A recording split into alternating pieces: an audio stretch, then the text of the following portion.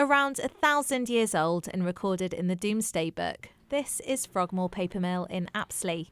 The mill buildings that are here now go back to the late 1700s, early 1800s, and the first paper machine, which was mechanised paper making, was installed in 1803. And this was special because before this invention, paper was made by hand, and then once the Frogmore was invented, paper could be made in a matter of seconds, both made and dried. And suddenly paper went from being really expensive and taking ages to make to being cheap and plentiful. This machine paved the way for the education and communication revolutions of the 19th and 20th centuries, where paper became accessible to all. It was first installed here at Frogmore, which sits just to the north of London.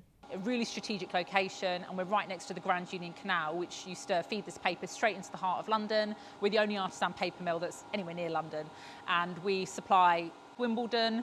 I think we've done Wembley Stadium. But last year, a fire broke out, causing extensive damage to the site. Unfortunately, the entire visitor centre was gutted, about 750 square metres, so really big space, and it damaged the building so much that unfortunately it had to be completely demolished. It's been a pretty tough year. We're a museum as well, so all of these incredible, unique artefacts had to be salvaged after the fire.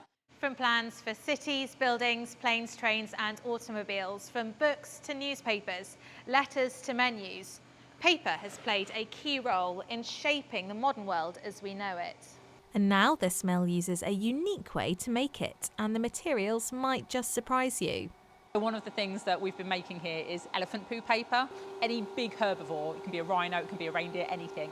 And every tonne of paper we recycle here, that's approximately 17 trees that aren't being felled and about 3 cubic metres of landfill. So it's really making quite a big difference in that sense. So what does the future hold for the 18th century paper mill? A lot has changed, and particularly thinking about the climate crisis, we've got ambitions to develop one of the most environmentally sustainable museums and heritage centres in the country. We can teach people not just about paper, but how paper is an alternative to plastic, and how by our actions and by our behaviours we can all at home address the climate crisis and start to reverse the damage that's been done over the past couple of hundred years. Olivia Demetriades, BBC London.